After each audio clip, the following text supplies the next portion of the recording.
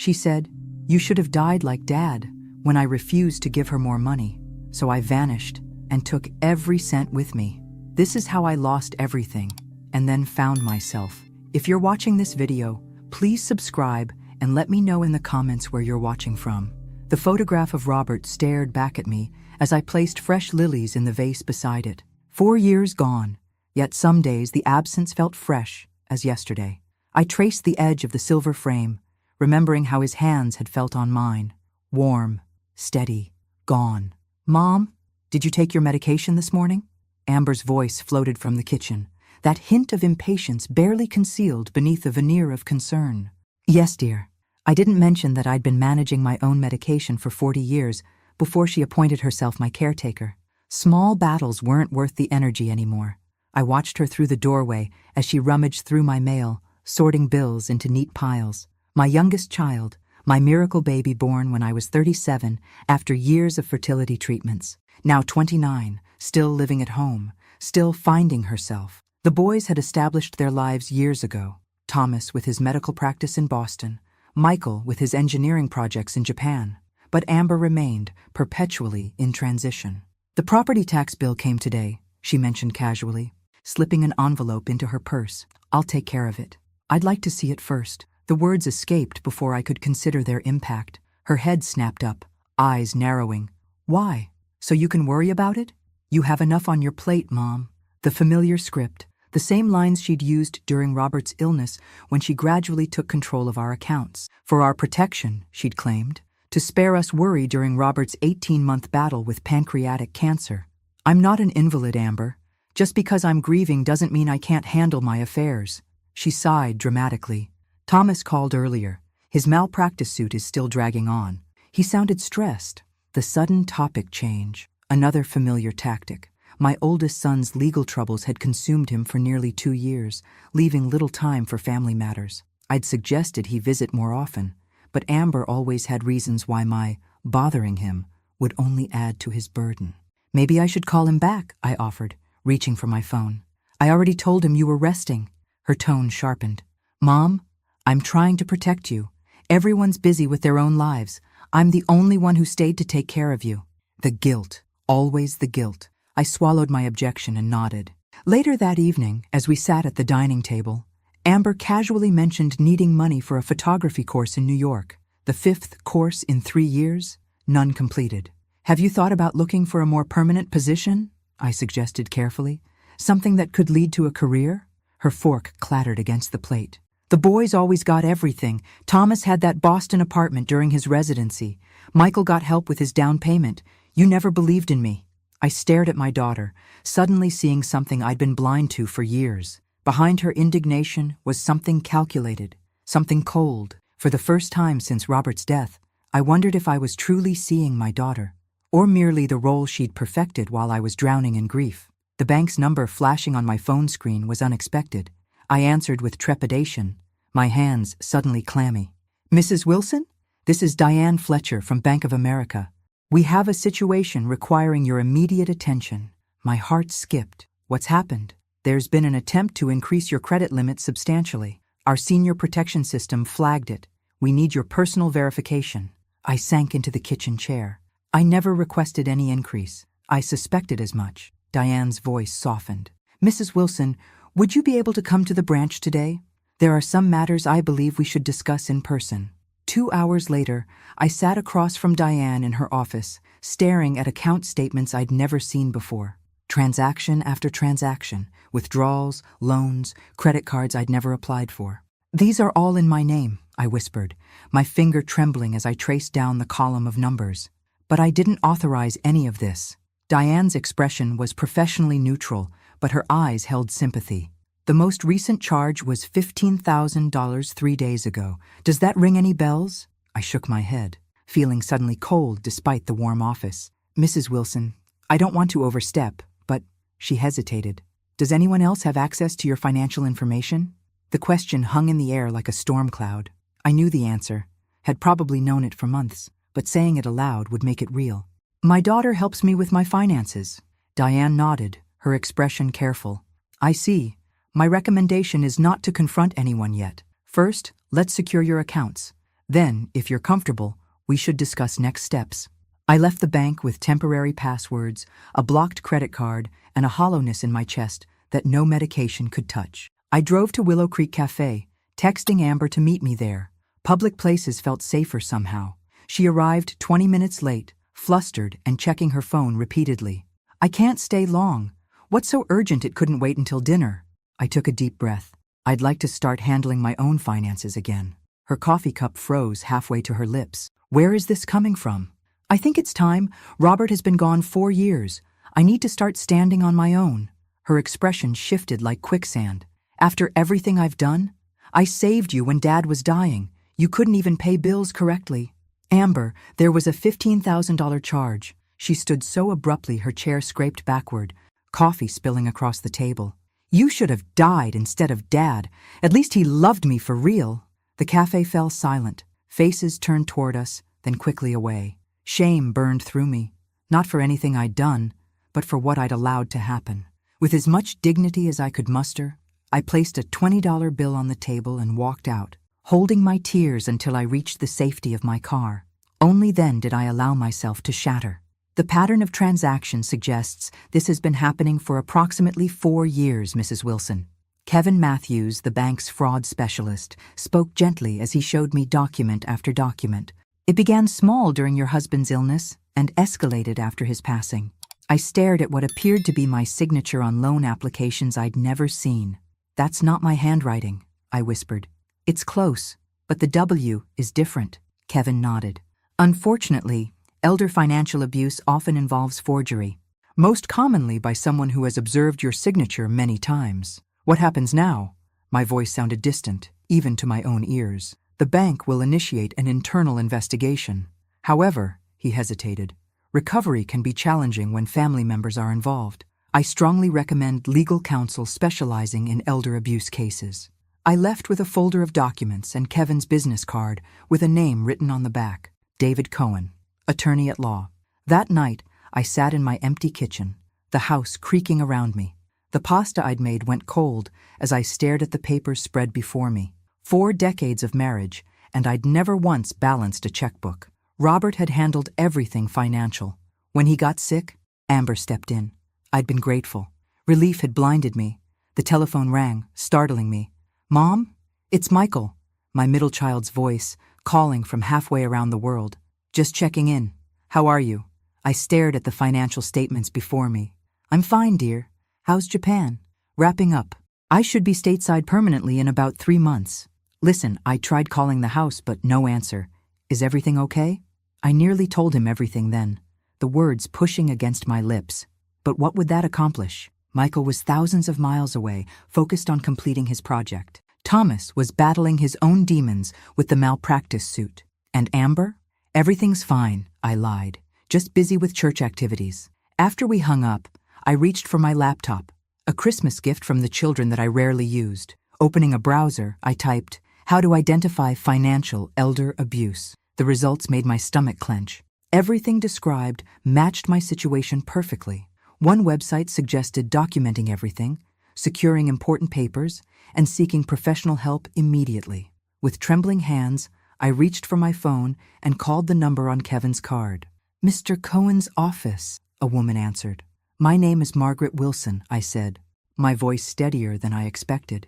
"I need to speak with Mr. Cohen about financial elder abuse. I believe my daughter has been stealing from me for years." Saying the words aloud broke something open inside me. Pain, yes, but also a strange sense of clarity. The truth, however terrible, was finally in the light. And in that moment, I realized I couldn't face this alone. Tomorrow, I would speak with Pastor Jim, not for guidance on forgiveness, that would come later, but for something I needed more urgently, strength to face what was coming. "I'm Diana Reynolds." The woman across from me didn't offer a handshake, just a business card and direct eye contact. "Mr. Cohen says you need a financial investigator." I nodded, studying her. Mid-50s, no-nonsense suit, hair pulled back severely. No jewelry except small gold studs. Nothing about her invited casual conversation. Exactly what I needed. "Can you find out what happened to my money?" I asked plainly. "If there's a paper trail, yes." She opened a notebook. But I need complete honesty from you, Mrs. Wilson. No protecting anyone, no excuses. I flinched, but nodded. Good. First rule, don't confront your daughter. Don't change your behavior. Act normal. How can I possibly— You must, Diana interrupted. The moment she suspects an investigation, evidence will disappear. Bank records can be subpoenaed, but if she's using cash or transfers to third parties, we need to catch those in real time.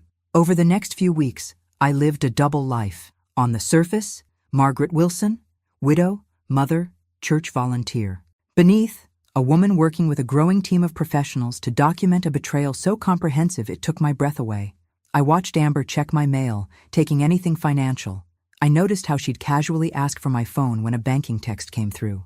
I observed her surreptitiously photographing documents in my desk. Each discovery was documented meticulously by Diana, who required me to keep a daily log of every interaction.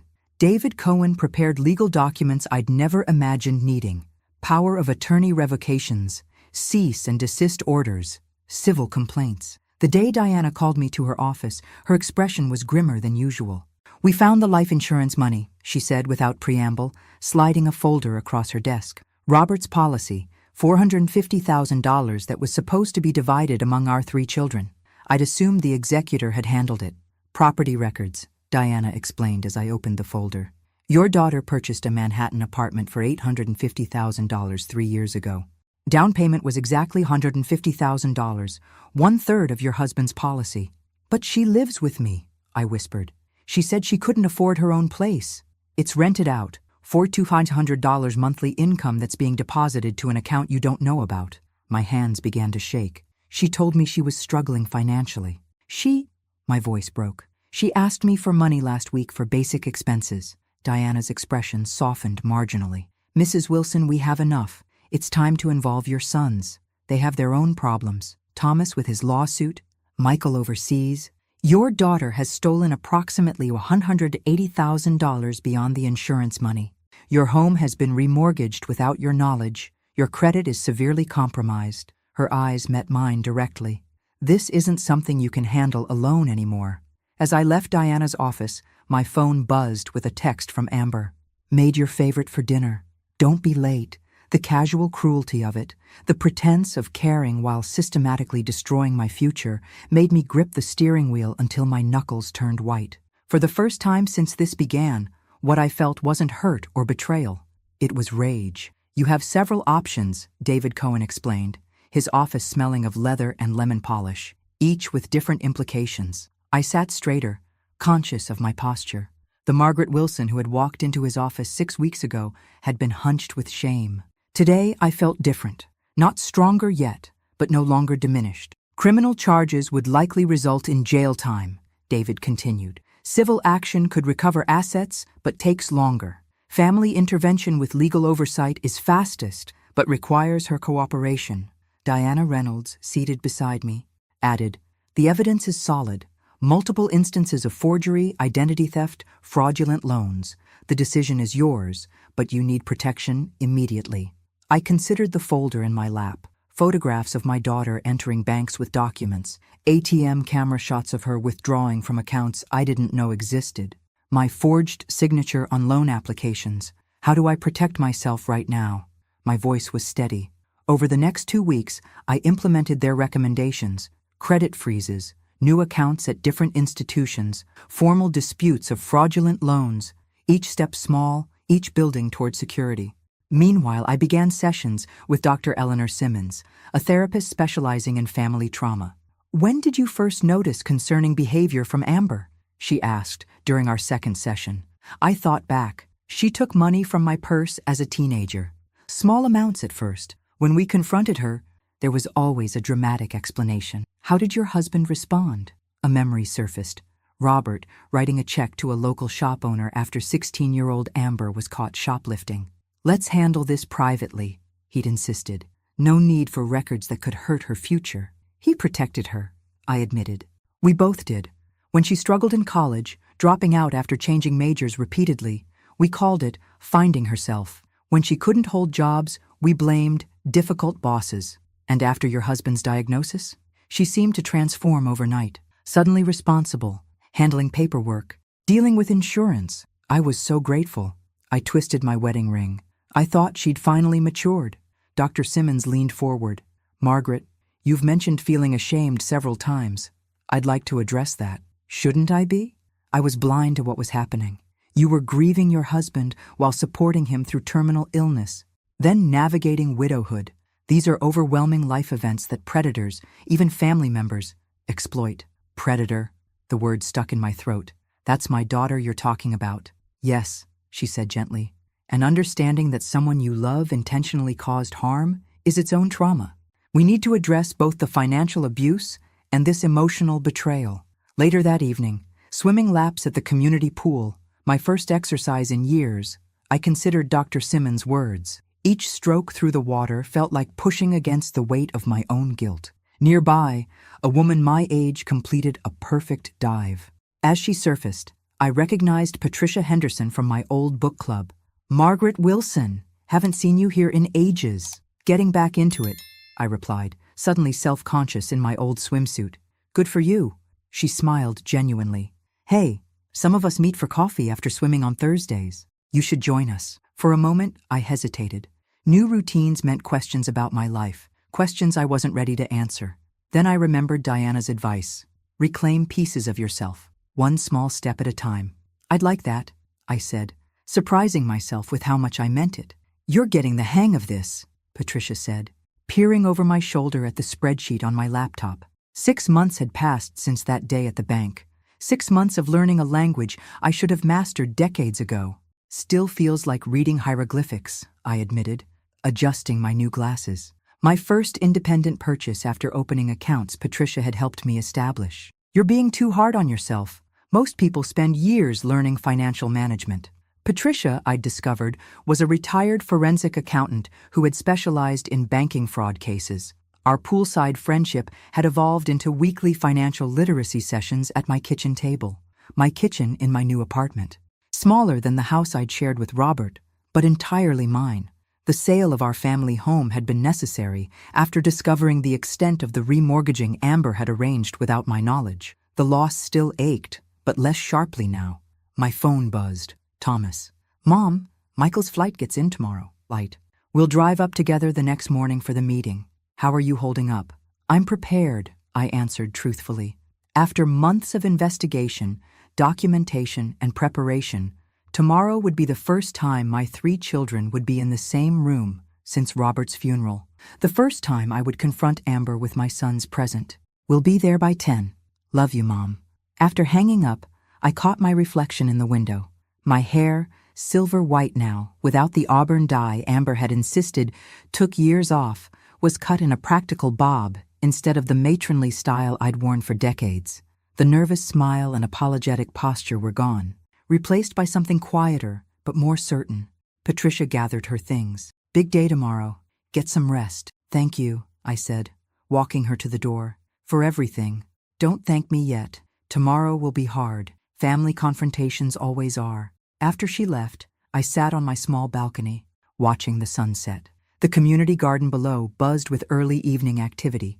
Elderly couples tending vegetables, children helping grandparents water flowers. My phone buzzed again. Amber. Mom, I need to cancel dinner tomorrow. Something came up with friends. Rain check? The casual lie. She had no idea I knew about tomorrow's meeting. Orchestrated through the family attorney as a discussion of estate planning, twisted something inside me. That's fine, dear, I replied, the familiar script still easy after months of pretense. Take care. I set the phone down, remembering Dr. Simmons's words from our session that morning. Tomorrow will feel like an ending, she'd said, but it's actually a beginning, the start of truth in your family system. I wasn't sure if Thomas and Michael were ready for that truth. Our few careful conversations had revealed their own blindness about their sister. Thomas dismissing her as merely irresponsible. Michael making excuses about her finding her path. Tomorrow would change everything for all of us. The careful documentation, the legal preparations, the financial evidence, it would all become real in ways that couldn't be ignored or explained away. As darkness fell, I moved inside, pausing at the small desk where I kept Robert's photograph. I wish you were here, I whispered, touching the frame. But I think you'd be proud of me now. For the first time, I believed those words might actually be true. Michael arrived first, dark circles under his eyes betraying his jet lag. My middle child, always the peacemaker, hugged me tightly. "You look different, Mom," he said, studying me. "I mean that in a good way." "Life changes us," I replied, pouring him coffee in my small kitchen. "How does it feel to be back stateside permanently?" "Adjustment. The Tokyo team still calls at 3 a.m. He sipped his coffee, glancing around my new apartment. "This place suits you, though I'm still confused why you sold the house so suddenly." Before I could answer, a sharp knock announced Thomas's arrival. My oldest entered with his characteristic purposeful stride, briefcase in hand, eyes quickly scanning my living space. "Downsizing was smart," he said after brief hugs. "That house was too much maintenance." Always the practical one, making assessments, finding solutions. We sat at my kitchen table, the brothers exchanging updates about careers and families. I let them talk, watching their familiar dynamics unfold. Thomas taking charge, Michael mediating, roles established in childhood, unchanged by decades. "So," Thomas finally said, checking his watch, "what's this meeting about? Your text mentioned financial concerns." I took a breath. "We should wait for the others." "Others?" Michael looked confused. "Who else is coming?" The doorbell answered his question. David Cohen entered first, followed by Diana Reynolds, whose expression remained professionally neutral as she nodded to my sons. "What's going on, Mom?" Thomas's voice sharpened with concern. "Please," I gestured to the living room where additional chairs had been arranged. "Let's sit down. We're expecting one more person." "Margaret has asked us to help facilitate a family discussion," David explained, placing his briefcase on the coffee table. "I'm her attorney." "Attorney?" Michael's eyebrows shot up. "Mom, are you in some kind of trouble?" "Not your mother," Diana said, checking her watch. "Your sister should be arriving shortly." The confusion on my sons' faces might have been comical in another context. "Amber knows about this meeting?" Thomas asked. "She believes it's about estate planning," I explained. "She doesn't know the real purpose." "Which is what exactly?" Michael's voice had an edge now. I looked at both my sons, these men I'd raised, now middle-aged with graying temples and lives I was largely absent from. How had we become such strangers? "Your sister has been systematically stealing from me for the past 4 years, I said plainly. "Today, we're going to address it as a family." The shock on their faces confirmed what I'd suspected. Neither had seen it coming. Thomas recovered first, his doctor's analytical mind immediately seeking evidence. "That's a serious accusation. What proof?" A knock at the door cut him off. Diana moved to answer it, returning with Amber, whose smile faltered as she took in the assembled group. "What's going on?" Her eyes darted between her brothers. "I thought this was about Mom's will." "Please sit down." "Amber," David said, his tone courtroom formal, "we have matters to discuss regarding your mother's finances." I watched her face carefully, the flicker of panic quickly masked by indignation, the slight step backward, the reflexive reach for her purse. "I don't understand," she said, voice rising slightly. "Mom, what is this?" Before I could speak, David opened his briefcase, removing a thick folder.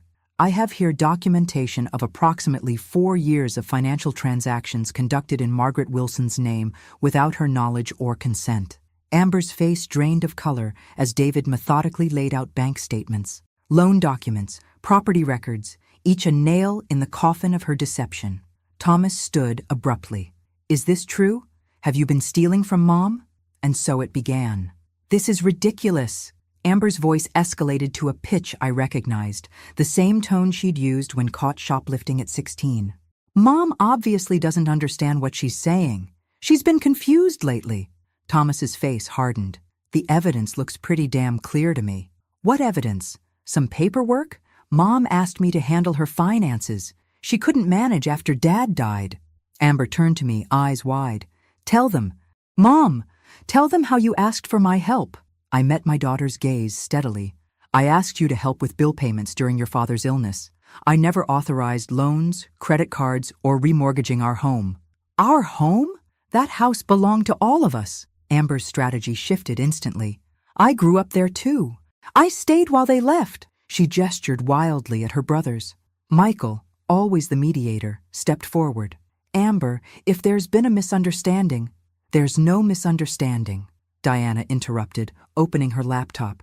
"We have video from bank cameras, documented patterns of forgery, and testimony from financial institutions." She turned the screen, showing footage of Amber at an ATM, then at a bank counter presenting documents. The timestamp showed a date 6 months prior. "So what?" Amber challenged. "I was handling Mom's banking. She knew about it." David removed another document from his folder. "This is a forensic handwriting analysis of Margaret's signature compared to signatures on loan documents. They were forged." Thomas moved closer, his medical training drawing him to the evidence. "These comparison points are conclusive," he murmured, examining the document. He looked up at Amber, disbelief hardening into certainty. "You forged Mom's signature. Repeatedly. You don't understand what it's been like." Amber's voice cracked. "Stuck here while you two built your perfect lives. Who took care of Mom and Dad? Who was here every day during his cancer treatments? Me. So that justifies theft?" Thomas demanded. "It wasn't theft. It was fair compensation for everything I sacrificed." Michael sat heavily, running his hands through his hair. "The insurance money, Amber. Was that fair compensation too?" "What insurance money?" she asked too quickly, eyes darting. Diana pulled up property records on her laptop. The Manhattan apartment purchased with the proceeds from Robert Wilson's life insurance policy. Policy that, according to his will, was to be divided equally among his 3 children. "I needed it more than they did," Amber shouted, gesturing at her brothers. "Thomas makes surgeon money. Michael has that fancy international career. What about me?" I watched my daughter's performance, the tears, the accusations, the righteous anger. How many times had I seen this exact display when she was confronted with consequences? How many times had Robert and I retreated, believing her distress was punishment enough? "Amber," I said quietly, cutting through her escalating tirade. "This stops now." She froze mid-sentence, unused to this tone from me. "You stole from me," I continued, my voice steady.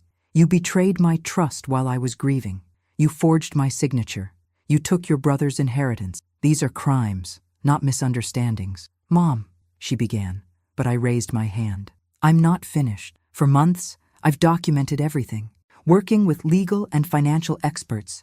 Today, you have a choice to make." David outlined the options: criminal charges, which would likely result in prison time, or a strictly supervised repayment agreement with legal oversight.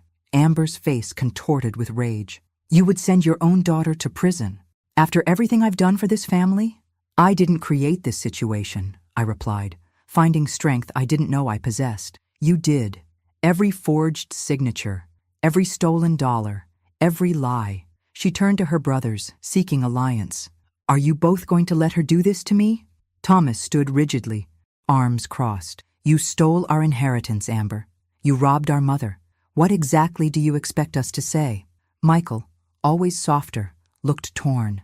"Amber, if you cooperate, make amends." "Make amends?" She spat the word. "I'm the only one who sacrificed for this family. I deserve that money."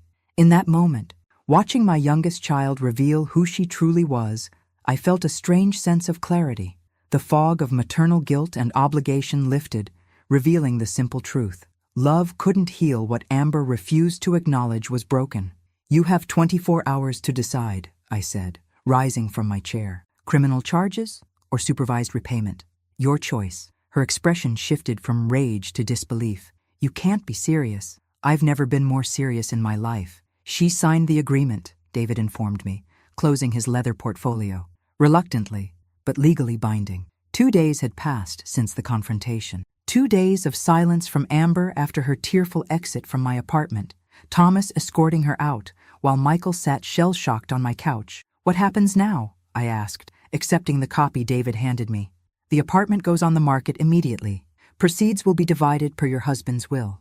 The repayment schedule for other funds begins next month, supervised by the court for 5 years. Diana, joining us via video call, added, "We've initiated disputes with the financial institutions. Some have already agreed to partial forgiveness based on the fraud evidence." It felt surreal, reducing 4 years of betrayal to legal documents and repayment schedules. The practical resolution of an emotional devastation. "Did she say anything?" I couldn't help asking. "About why?" David hesitated. "Mrs. Wilson, in my experience with similar cases, there's rarely a satisfying explanation. Entitlement, opportunity, rationalization. These are common factors, but they don't provide the closure families hope for.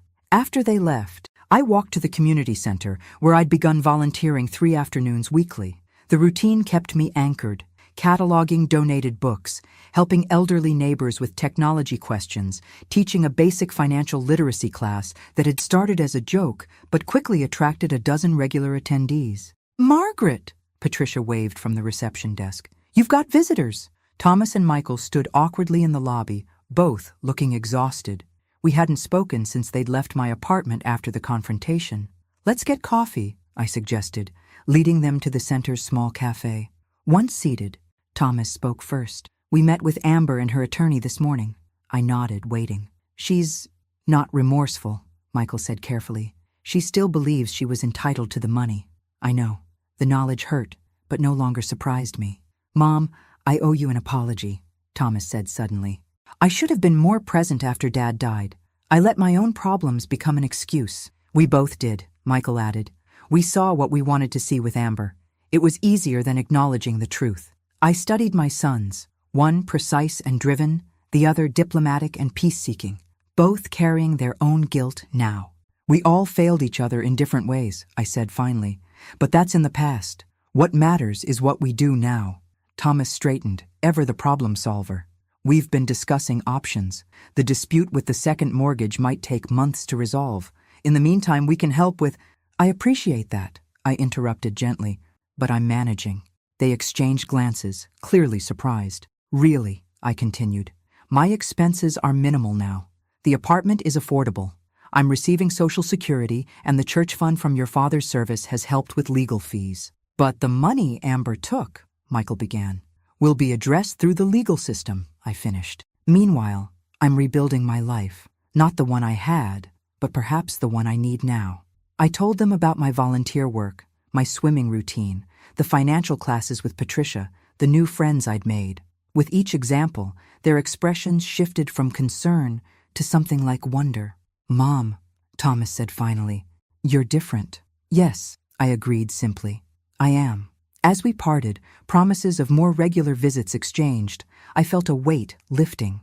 Not the pain of Amber's betrayal, that would linger, but the burden of being solely defined as a victim of it.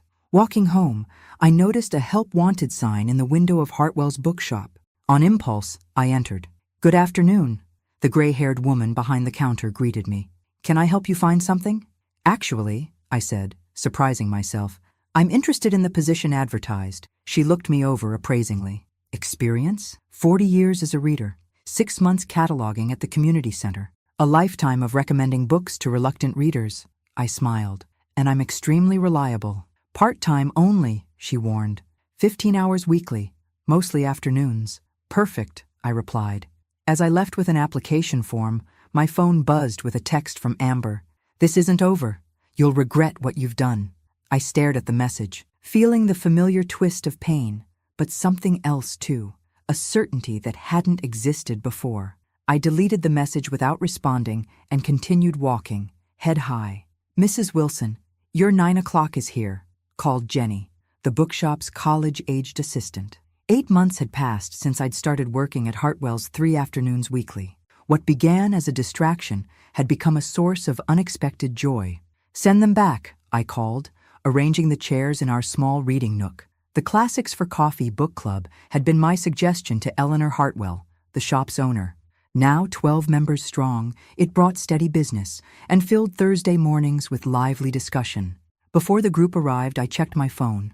A text from Thomas. "Court-approved final settlement terms. Amber has 30 days to begin payments." Nearly a year had passed since the confrontation. The legal proceedings had moved glacially, but steadily.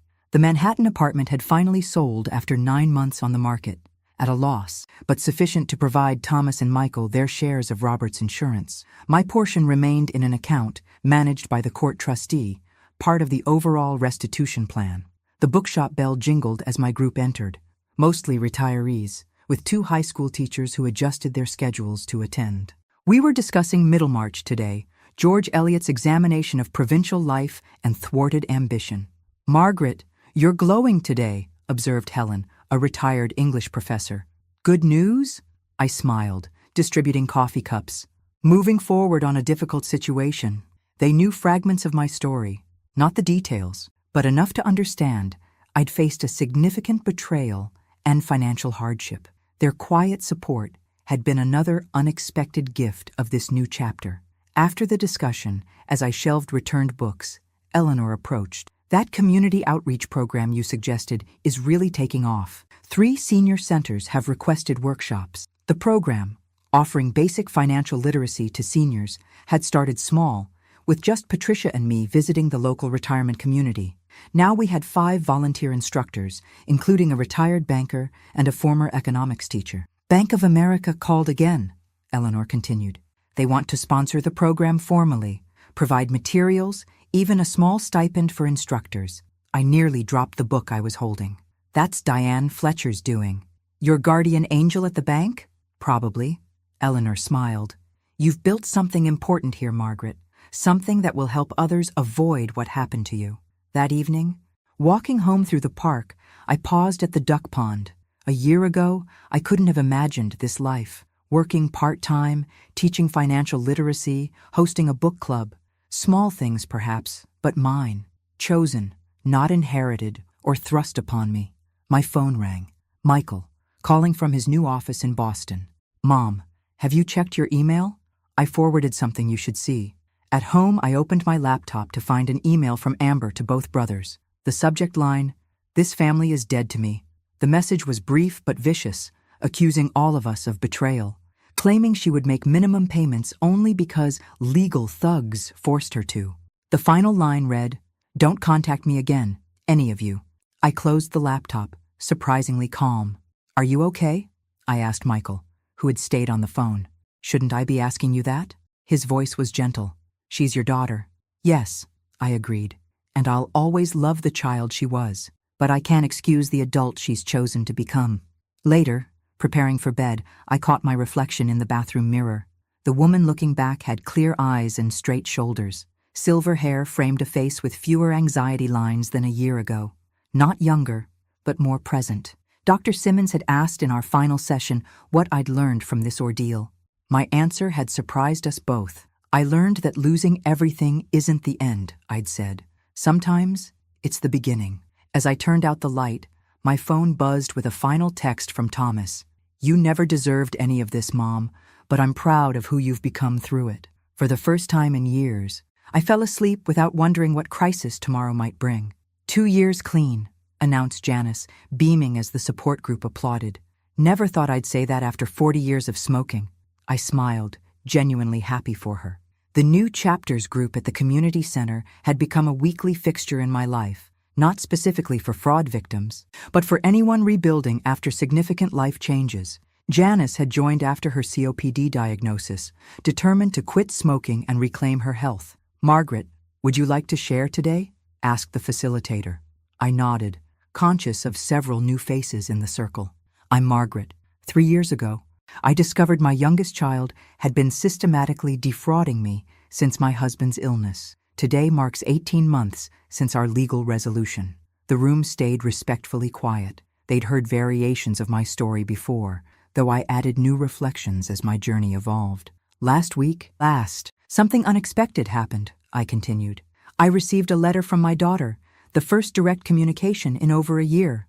The letter had arrived without warning. No return address, but I recognized Amber's handwriting immediately.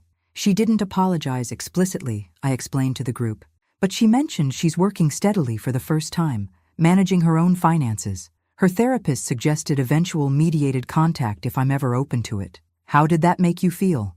the facilitator asked. I considered carefully. Cautious. The letter showed some small progress. She acknowledged her actions without fully claiming responsibility. But there were no demands, no manipulation tactics. That's new. "Will you respond?" someone asked. I have. I acknowledged receipt and said I need more time and evidence of sustained change before considering any contact. I smiled slightly. 3 years ago, I couldn't have set that boundary. I would have rushed to forgive, to fix, to restore what was broken regardless of the cost to myself. After the meeting, I walked to the shoreline park that had become my thinking place. The small seaside community I now called home offered a peace I hadn't known was possible.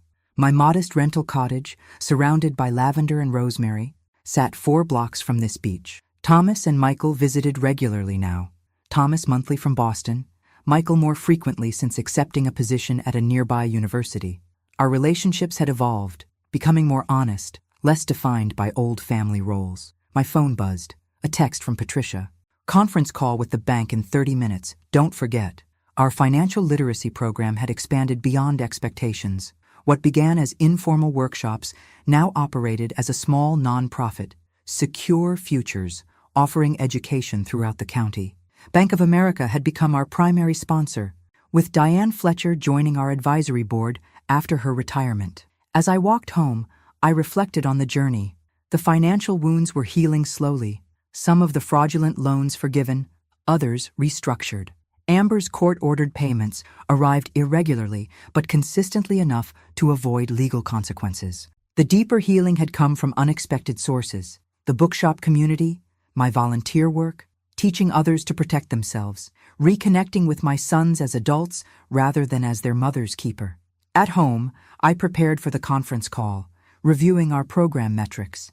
The cottage kitchen table, now my office, held neat stacks of curriculum materials. My laptop, once intimidating, had become an essential tool. At 69, I had mastered skills I once considered beyond my reach. Before dialing in, I glanced at Robert's photograph, now joined by pictures of Thomas's children and Michael's recent wedding. "You wouldn't recognize me now," I said softly to my husband's image, "but I think you'd be proud." The betrayal had nearly destroyed me. The legal battle had drained me. The family fracture still ached like a wound that would never fully heal. Yet standing in my small kitchen, preparing to discuss the program that had helped dozens of seniors protect themselves from similar exploitation, I felt something I had thought permanently lost: purpose. I hadn't chosen this path. It had chosen me through circumstances I would never have willingly accepted. But walking it had revealed strengths I never knew I possessed and connections I might otherwise never have made. As I dialed into the conference call, I caught my reflection in the window, straight-backed, clear-eyed, present, not defined by what had been taken from me, but by what I had built from the ruins. Not the life I had planned, but finally, completely, my own. Thanks for listening. Don't forget to subscribe and feel free to share your story in the comments. Your voice matters.